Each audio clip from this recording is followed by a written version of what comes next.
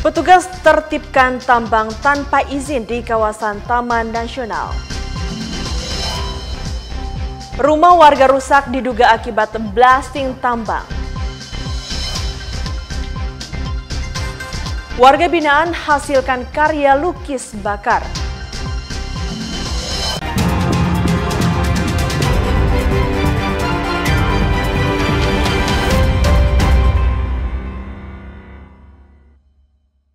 Halo, selamat pagi saudara, apa kabar Anda pada hari ini? Harapan kami Anda semua dalam keadaan sehat.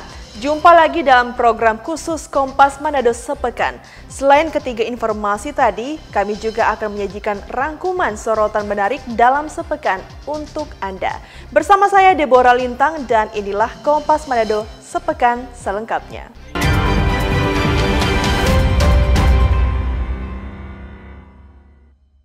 Saudara, berikut ini kita ikuti informasi pertama. Tim terpadu dari unsur Balai Taman Nasional Dumoga Nani Wartabone, Kepolisian dan TNI melaksanakan operasi penertiban aktivitas pertambangan tanpa izin atau PETI di dalam kawasan konservasi Taman Nasional Dumoga Nani Wartabone di Desa Mangkang, Kecamatan Lolayan, Kabupaten Pulau Mongondo. Satu persatu tenda yang biasa dijadikan tempat para petambang untuk mengumpul material emas di kawasan Tanaman Nasional Dumoga Nani Wartabone yang terletak di Desa Mengkang, Kecamatan Lolayan, langsung dirusak dan dibakar oleh petugas. Tidak terkecuali lubang yang biasanya digunakan warga untuk mengambil material emas, sebagian disemprot dengan air agar bisa tertutup lumpur. Sebagian juga lubang yang kedalamannya melebihi 10 meter ditembak menggunakan gas air mata, lalu ditimbun agar tidak lagi dimanfaatkan warga petambang. Para petugas juga menemukan lubang para petambang yang sengaja ditutup dengan tanah. Ada 14 titik di lokasi Molobayan dan Omomali yang masuk kawasan Taman Nasional Dumoga Nani Wartabone ditertibkan oleh petugas. Petugas juga menyita sejumlah barang bukti yang biasa digunakan petambang mengambil material emas serta memasang garis polisi. Penertiban peti ini sengaja dilakukan sebagai wujud kepedulian menjaga kelestarian lingkungan di Taman Nasional agar tidak dirusak oleh aktivitas pertambangan tanpa izin. Lebih hari ini kita melakukan penertiban kurang lebih ada 14 titik. Tadi di bawah kurang lebih 6 titik, kemudian di atas ini ada 8 titik. Jadi tadi sudah kita bongkar, lubang sudah kita tutup, kemudian ada beberapa lubang yang kedalamannya melebihi 10 meter kita kasih gas air mata, kemudian kita tutup sehingga nantinya masyarakat pada saat mau menggunakan lubang itu sudah tidak bisa. Kemudian ada beberapa yang di lubang di bawah itu kita tembak pakai air sehingga jadi lumpur tertutup kembali. Terpal sementara ada yang kita bakar dan yang lainnya kita patahkan karena mengingat ini Taman Nasional tidak bisa kita melakukan pembakaran sembarangan sehingga hanya beberapa titik saja yang menurut kita aman kita lakukan pembakaran, yang lain kita rusak. Ini merupakan langkah awal gabungan antara Balai Taman Nasional, TNI dengan Polri melakukan penertiban wujud kepedulian bahwa kita peduli terhadap pelestarian lingkungan khususnya di Taman Nasional Bogani Nani Wartabone. Kepolisian juga menegaskan akan menindak tegas para pelaku peti di Taman Nasional Dumoga Nani Wartabone dengan mendalami sejauh mana keterlibatan para pelaku dan proses hukum akan berjalan bagi yang terbukti melanggar. Selain melakukan penertiban, petugas juga nantinya akan rutin melakukan patroli di kawasan Taman Nasional sehingga tidak ada lagi aktivitas peti di kawasan yang dilindungi ini. Rahman Rahim, Kompas TV Kota Mobagu, Sulawesi Utara. Informasi lain saudara, jenazah WNI asal Sulawesi Utara Natasha Anto akhirnya berhasil dipulangkan ke Provinsi Sulawesi Utara. Natasha meninggal karena sakit radang paru-paru yang dideritanya. Tertahannya kepulangan jenazah Natasha karena uang donasi yang akan digunakan untuk keperluan kepulangan jenazah Natasha diduga digelapkan oleh sang pacar. Jenazah perempuan bernama Natasha Anto umur 26 tahun dari Kamboja tiba di Kota Manado, Sulawesi Utara pada Senin 26 Mei 2025 pagi. Natasha meninggal dunia pada tanggal 10 April 2025 lalu karena sakit radang paru-paru. Jenazah dijemput oleh pihak keluarga di Bandara Samratulangi Manado pukul 6.45 WITA. Isak tangis keluarga dan kerabat pun pecah saat peti jenazah keluar dari Terminal Kargo Bandara Samratulangi. Meski sudah dalam keadaan meninggal dunia, pihak keluarga sangat bersyukur kepada Tuhan karena sang anak yang disayangi sudah tiba di Manado. Selain keluarga, yang terkait juga di dalamnya adalah pemerintah Indonesia dan pemerintah luar negeri. Misi ini juga ada di dalamnya untuk membantu pemulangan. Pemerintah daerah, pemerintah provinsi dan pusat juga. Serta juga hadir saudara-saudara, teman-teman juga, mungkin yang jauh dan yang dekat juga. Rencana pemakaman, Pak? Untuk rencana pemakaman besok siang. Besok siang. Iya. Untuk rumah dukanya di mana, Pak? Rumah duka di Tikala Ares. Sementara itu, Rina Komaria selaku Kepala Subdirektorat Kawasan Asia Tenggara Kementerian Luar Negeri mengatakan setelah mendapat info adanya WNI yang meninggal di Kamboja, pihaknya langsung berkoordinasi dengan KBRI Kamboja untuk mempersiapkan kepulangan jenazah ke Sulawesi Utara. Kami sejak diterimanya berita tentang meninggalnya Ibu Natasha telah berkoordinasi secara intens dengan Kedutaan Besar Republik Indonesia di Phnom Penh. Ibu, ini kan kematiannya sudah 1 bulan ya? Baik, 10 April kami mendapatkan informasi bahwa saudara Natasha meninggal dunia di Rumah Sakit Poipet karena severe pneumonia, penyakit radang paru-paru yang akut. Nah, kemudian segera setelah diterima informasi tersebut, Kedutaan Besar langsung berkoordinasi dengan otoritas setempat dan juga pihak perusahaan yang mempekerjakan saudara Natasha.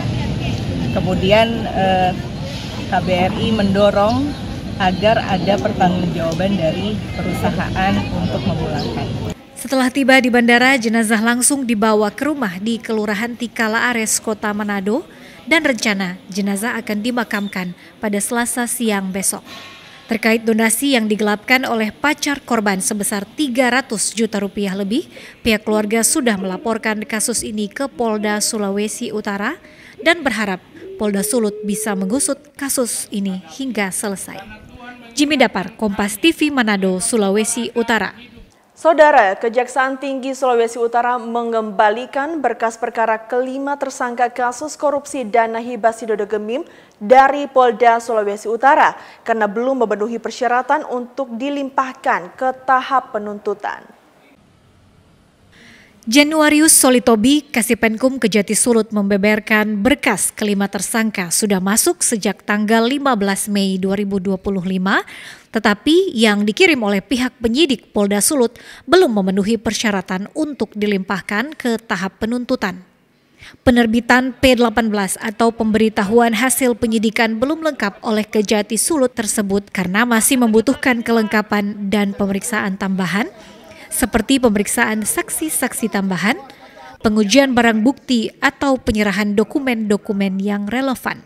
Untuk berkas perkara itu memang sudah kami terima tanggal 15 Mei kemarin dan telah dilakukan penelitian oleh jaksa penuntut umum yang ditunjuk untuk meneliti perkara tersebut, telah menerbitkan P18 yang mana pemberitahuan kepada penyidik bahwa perkara tersebut masih belum lengkap, masih ada kekurangan dari syarat formil maupun material, sehingga sudah kami kirim P18 itu tanggal 20 Mei kemarin, ya sudah kami kirim tanggal 20 Mei kemarin ke Polda. Saat ini kelima tersangka kasus dana hibah Sidodo Gemim masih mendekam dalam tahanan Polda Sulut untuk proses penyidikan lebih lanjut dari pihak kepolisian. Jimmy Dapar, Kompas TV Manado, Sulawesi Utara.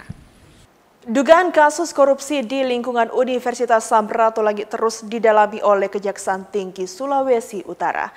Kasipenkum Kejari Sulawesi Utara Januarius Solitobi mengatakan kasus ini telah naik ke tahap penyidikan dan telah meminta perhitungan kerugian keuangan negara ke auditor. Dugaan kasus korupsi dana kerjasama antara Unsrat dengan pihak ketiga sejak tahun 2015 hingga 2024 sudah memasuki tahap penyidikan. Saat dimintai keterangan oleh awak media, Kasipenkum Kejari Sulut Januarius Bolitobi mengatakan kasus ini telah naik ke tahap penyidikan dan tinggal menunggu perhitungan kerugian keuangan negara dari auditor. Sementara kalau Unsrat itu sebagaimana yang kami sampaikan pada rilis kami sebelumnya bahwa itu memang sementara dalam tahap penyidikan dan telah kami mintakan perhitungan kerugian negara ke auditor, ya. Jadi di auditor nanti untuk sementara masih menghitung, nanti setelah ada hasilnya akan kami sampaikan pada perkembangan berikutnya. Unsrat ini kan sudah naik tahap sidik. Ya. Nah mungkin Pak untuk belum ada penetapan tersangka sampai sejauh ini Pak? Belum ada. Kan sementara kita masih menunggu hasil perhitungan kerugian negara. Nanti setelah ada hasil akan tim penyidik akan rapat lagi, kemudian menetapkan siapa yang bisa dimintai pertanggungjawaban. Sebelumnya pada 14 Maret 2025 lalu, penyidik Kejati Sulut telah menggeledah kantor Rektorat Unsrat dan Lembaga Penelitian dan Pengabdian pada Masyarakat Unsrat, serta telah menyita beberapa dokumen penting dan barang bukti. Jimmy Dapar, Kompas TV Manado, Sulawesi Utara. Informasi rumah warga rusak diduga akibat blasting tambang. Warga minta ganti rugi, akan kami hadirkan sesaat lagi, tetaplah bersama kami.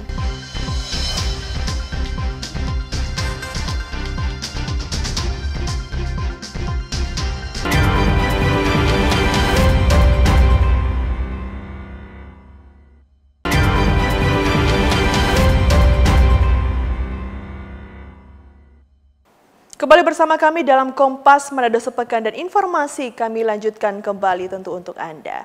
Aktivitas peledakan atau blasting yang dilakukan oleh perusahaan tambang emas PT MSM TTN diduga telah merusak rumah warga di Kelurahan Pinasungkulan, Kecamatan Ranowulu, Kota Bitung. Warga pun menuntut ganti rugi ke pihak perusahaan. Sejumlah warga di Kelurahan Pinasungkulan, Kecamatan Ranowulu, Kota Bitung, khususnya di lingkungan 1 dan 2, mengeluhkan aktivitas blasting atau peledakan yang dilakukan oleh PT Meres Soputan Mining atau MSM.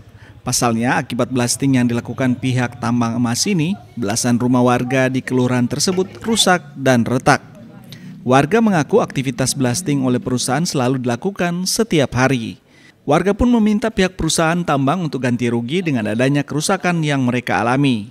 Selain mengakibatkan kerusakan, warga Pinasungkulan saat ini merasa terganggu dengan goncangan yang terjadi saat blasting.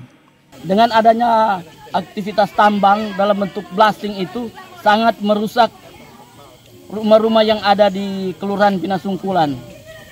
Kerusakannya Pak seperti apa Pak? Kerusakan sudah retak-retak. Dan jangankan retak, sudah pecah, bisa isi tangan dan kepala di pecah itu dia. Ada berapa rumah yang Bapak tahu yang rusak? Banyak rumah. Itu yang ada di dusun berapa Pak? Jaga berapa Pak? Di lingkungan 1. Terus dari MSM? Ya cuma sampai di janji-janji. Nah ada realisasi perbaiki apa? Menanggapi keluhan warga, Humas PT MSM TTN, Heri Rumondor mengatakan, pihak perusahaan telah memberikan kompensasi kepada warga yang ada di kelurahan tersebut sebesar Rp150.000 hingga Rp300.000 setiap bulannya. Dan pihak perusahaan juga telah memberitahukan jadwal blasting kepada warga melalui papan pemberitahuan yang dipasang di setiap lingkungan. Yang terkait blasting ini yang pertama bisa saja MSM ada kontribusi terkait itu, tapi ini kan kita harus buktikan apakah ini karena MSM, karena kan di situ juga tempat lalu lalang kendaraan besar, bisa saja, tapi kita tidak melihat ini siapa salah, siapa benar, atau siapa yang mengakibatkan ini. Kita selalu memberikan kontribusi ya bervariasi antara 150 sampai 300.000 itu variatif, dan ini kita berikan setiap bulannya. Saya kira itu, namun blasting kita sudah mengikuti prosedur. Setiap ada kegiatan blasting selalu ada pengumuman di kelurahan. Diketahui wilayah Kelurahan Minasungkulan masuk dalam wilayah kontrak karya perusahaan tambang PT MSM TTN.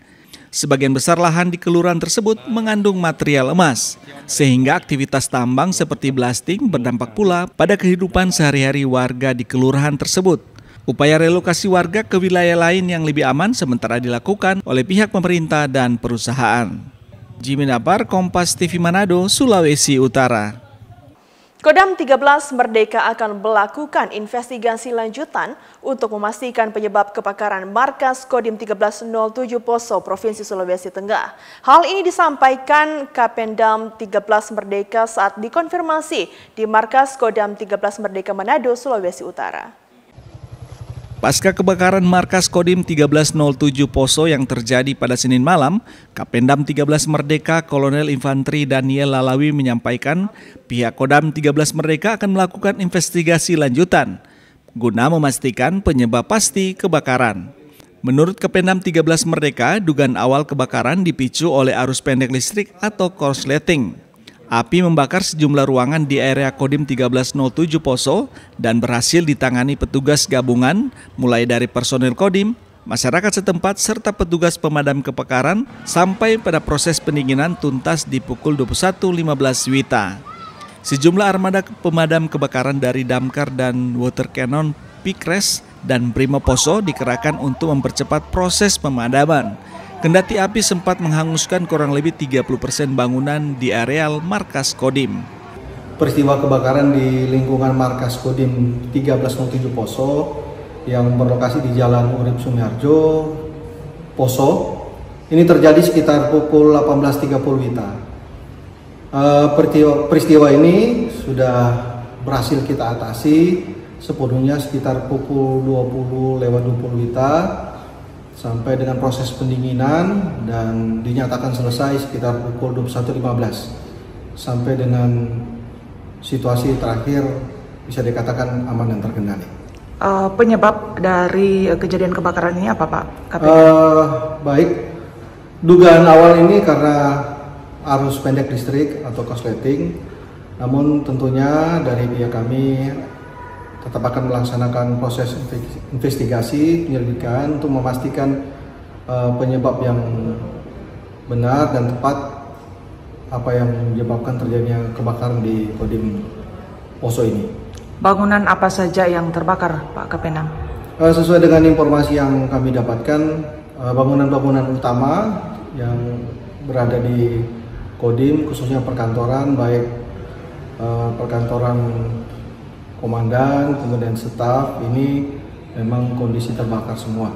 Nilai kerugian material masih dihitung dan dipastikan tidak ada korban jiwa dalam peristiwa kebakaran ini. Yani Megasingal, Kompas TV Manado, Sulawesi Utara. Kita ke informasi lain, Saudara. Pemerintah provinsi telah menyiapkan anggaran penambahan insentif untuk tenaga pendidik dan di daerah tertinggal, terdepan, dan terluar atau 3T. Hal ini dikatakan Gubernur Provinsi Sulawesi Utara Julius Selvanus usai menggelar pertemuan dengan kepala-kepala sekolah tingkat sekolah menengah atas di Ruang Mapalus Senin pagi. Gubernur Julius Selvanus Komaling bertemu dengan ratusan kepala sekolah di acara pertemuan terpadu musyawarah kerja kepala sekolah se-Sulawesi Utara di Ruang Mapalus kantor gubernur. Selain memberikan pengarahan, gubernur juga berjanji akan memperhatikan kesejahteraan para tenaga pendidik, khususnya yang ada di daerah tertinggal, terdepan, dan terluar. Saat ditanya usai kegiatan tersebut, Gubernur Selvanus mengatakan rencana penambahan insentif tersebut bagi tenaga pendidik akan dilakukan di tahun 2025. Kan bukan pendidikan saja ya, masuk layanan kesehatan. Ya, supaya mereka karena di daerah Cigaet jadi kan cenderung harga mahal ya, harga mahal dan banyak keterbatasan. Walaupun ke depan kita akan tingkatkan ekonomi yang ada di daerah Cigaet khususnya. Untuk guru dan layanan kesehatan, pemerintah provinsi akan memberikan perhatian untuk penambahan insentif untuk mereka. Seberapa besar penambahan mungkin? Kami lagi hitung, nanti di anggaran perubahan ini kami akan masukkan di sana. Selain tenaga pendidik, Gubernur Selvanus bilang kesejahteraan tenaga kesehatan di daerah tertinggal, terdepan dan terluar juga akan menjadi perhatian pemerintah provinsi. Edward Siwi, Kompas TV Manado, Sulawesi Utara. Saudara, kami masih memiliki beragam informasi penting menarik lainnya untuk Anda. Tetaplah bersama kami dalam Kompas Manado Sepekan.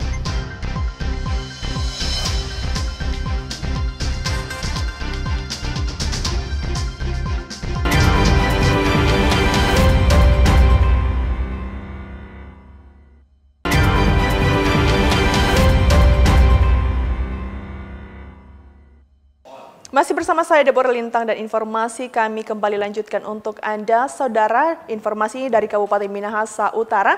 Bupati Kabupaten Minahasa Utara Jone Ganda bersama Bupati Banyumas Sadewo Tri Lastiono melakukan penandatanganan kerjasama di bidang pemerintahan, pembangunan, dan kemasyarakatan.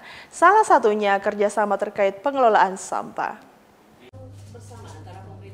Pemerintah Kabupaten Minahasa Utara menjalin kerjasama dengan pemerintah Kabupaten Banyumas dalam bidang pemerintahan, pembangunan, dan kemasyarakatan.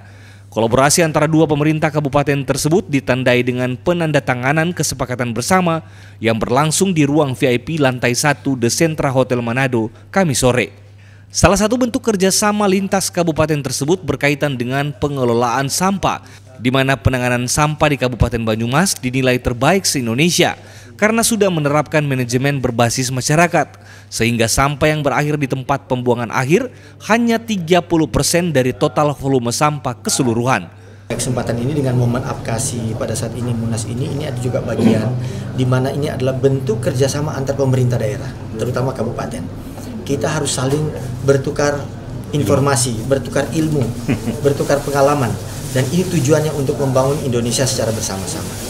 Dan saya sangat berterima kasih dari Pak Bupati Banyumas ini untuk mau sharing, bekerja sama dengan kami.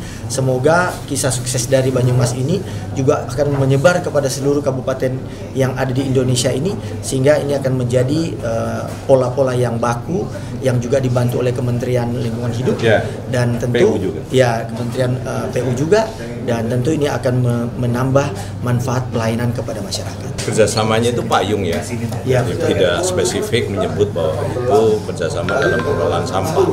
Tapi kalau tadi saya kemukakan bahwa Banyumas sudah ditunjuk oleh Pak Menteri LH sebagai percontohan penanganan sampah paripurna.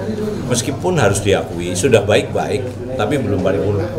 Kami masih memerlukan beberapa peralatan untuk menuju Banyumas paripurna sampah. Sedangkan pengelolaan sampah di Kabupaten Banyumas itu sudah sejak tahun 2018 sebetulnya, pada saat saya Pilkada ya 2018, Pak Husen, Bupati, saya wakil, itu darurat sampah di Banyumas. Kemudian saya diskusi dengan Pak Bupati waktu itu, sehingga disepakati untuk dibentuklah kelompok sosial masyarakat, KSM. KSM itu mulai mengambil sampah dari rumah tangga. Kita buatkan PDU, ya, daur ulang, kemudian TPST di beberapa titik, tapi belum menyeluruh karena keterbatasan anggaran. Penandatanganan kerjasama tersebut digelar dalam rangkaian Musyawarah Nasional Asosiasi Pemerintah Kabupaten Apkasi, di mana Kabupaten Minahasa Utara menjadi tuan rumah. Yana Mika Singal, Kompas TV Minahasa Utara, Sulawesi Utara. Masih dari Kabupaten Minahasa Utara, Saudara, pemerintah Kabupaten Minahasa Utara selaku tuan rumah penyelenggaraan Musyawarah Nasional Asosiasi Pemerintah Kabupaten Seluruh Indonesia atau biasa disebut Apkasi, menyuguhkan atraksi seni dan budaya lokal bagi ratusan kepala daerah peserta Munas 6 Apkasi dalam gala dinner yang berlangsung di Hotel Paradise Likupang, Kabupaten Minahasa Utara pada Kamis malam. Ratusan kepala daerah peserta Musyawarah Nasional ke-6 Asosiasi Pemerintah Kabupaten Seluruh Indonesia atau Apkasi menghadiri gala dinner Munas Apkasi ke-6 yang digelar pemerintah Kabupaten Minahasa Utara selaku tuan rumah. Gala dinner berlangsung di suasana alam terbuka tepat di tepi pantai Hotel Paradise, Desa Maen, Likupang. Para bupati dari seluruh Indonesia yang hendak mengikuti agenda Munas ke-6 Apkasi, selain menikmati sajian makanan khas Sulawesi Utara, juga disuguhkan atraksi seni dan budaya khas Minas Utara, yakni orkestra alat musik tradisional Kolintang dan tarian daerah Tumatenden. Munas Apkasi ini sekaligus membawa angin segar bagi sektor pariwisata Sulawesi Utara selaku tuan rumah karena diperkirakan terdapat 3.000 orang datang dari berbagai wilayah di Indonesia untuk menghadiri Munas Apkasi dan berkontribusi terhadap perekonomian daerah. Bupati Minas Utara Jono Ganda bilang, kegiatan Apkasi di Minas Utara sekaligus sebagai ajang promosi wisata bagi Minas Utara sebagai salah satu destinasi super prioritas di Indonesia. Sebagai tuan rumah, kami memang melaksanakan tupoksi pertama, kita menjemput seluruh peserta mulai dari peserta dari finalis Putri Otonomi Indonesia, di mana kami melakukan penjemputan dengan protap yang sudah kita lakukan, dan puji syukur kita mendapatkan respon yang sangat baik, mereka sangat puas, dan kemudian kita juga melakukan penjemputan terhadap seluruh delegasi yang disampaikan oleh Pak PJS Ketua Umum tadi, bahwa mulai dari bupati, wakil bupati, ada juga sekda dan ada perangkat daerah yang lain, dan termasuk juga ketua-ketua tim penggerak PKK. Dan sampai sejauh ini kami melakukan atau memberikan pelayanan yang terbaik, dan kami tahu mungkin di beberapa hal ada kekurangan di sana sini, kami mohon untuk bisa dimaklumi karena memang pada saat kedatangan yang bersamaan atau pada saat dalam suasana yang jumlahnya begitu banyak, tentu akan ada beberapa kekurangan yang kami sadari. Tetapi kami juga terus berupaya untuk memberikan yang terbaik, termasuk kita menyuguhkan hal-hal yang menjadi kearifan lokal kita. Kita mengangkat budaya kita mengangkat semua potensi yang ada di kita, termasuk kita membawa mereka melihat Likupang yang merupakan satu dari 5 destinasi pariwisata super prioritas. Kita mengajak juga mereka ikut mencicipi makanan-makanan ciri khas dari kearifan lokal kita, termasuk kita juga berharap untuk para tamu-tamu kita ini juga melihat hospitality atau keramah tamahan dari masyarakat yang ada di Minas Utara. Rangkaian Musyawarah Nasional Apkasi kali ini berlangsung 29 sampai 31 Mei 2025.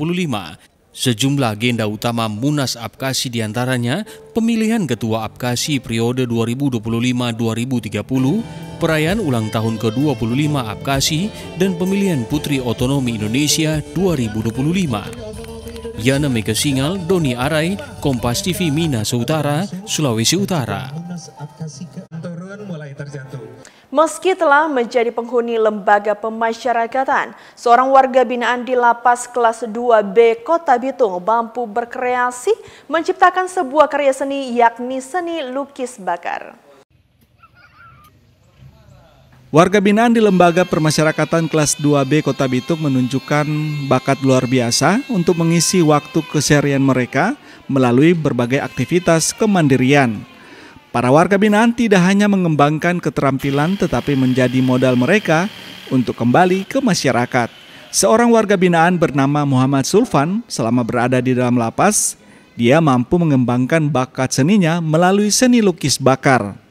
Hanya berbahan dasar kayu dan alat solder listrik, dia berhasil menciptakan karya seni lukis yang luar biasa.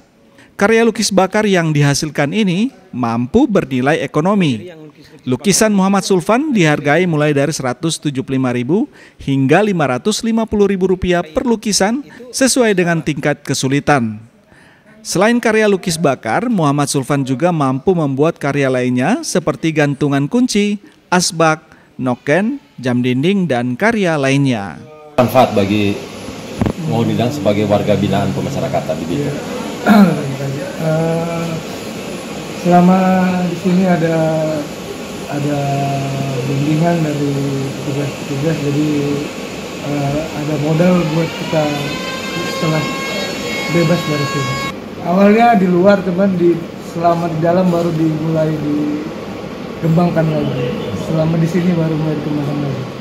Kalapas Kelas 2 Bitung bilang mengasah keterampilan warga binaan merupakan bagian dari program pembinaan kemandirian dari Lapas Bitung yang bertujuan memberikan bekal keterampilan kepada warga binaan. Kami dari Lapas Bitung dalam program pembinaan kemandirian melalui seksi kegiatan kerja melakukan pembinaan khususnya dalam rangka UMKM. Kita bisa lihat di sini ada kerajinan tangan mulai dari batok kelapa untuk souvenir, juga yang saat ini sedang bekerja kita lagi pembuatan meubilir, lemari yang kebetulan syukurnya sudah ada yang memesan. Ini sedang kita kerjakan untuk UMKM, juga ada sapu lidi, juga ada kegiatan kerajinan lainnya, lukis bakar dia. Hasil kreativitas dan kemandirian para warga binaan ini tidak hanya memberikan manfaat bagi mereka secara individu, tapi membuka peluang untuk berkontribusi kepada masyarakat setelah mereka bebas nanti. Jimmy Dapar, Kompas TV, Kota Bitung, Sulawesi Utara. Dan saudara, informasi tadi sekaligus menutup jumpa kita dalam program Kompas Sepekan kali ini. Saya Deborah Lintang dan mewakili tim redaksi Kompas TV Manado mengucapkan terima kasih atas perhatian Anda. Selamat berakhir pekan, tetap jaga kesehatan dan sampai jumpa.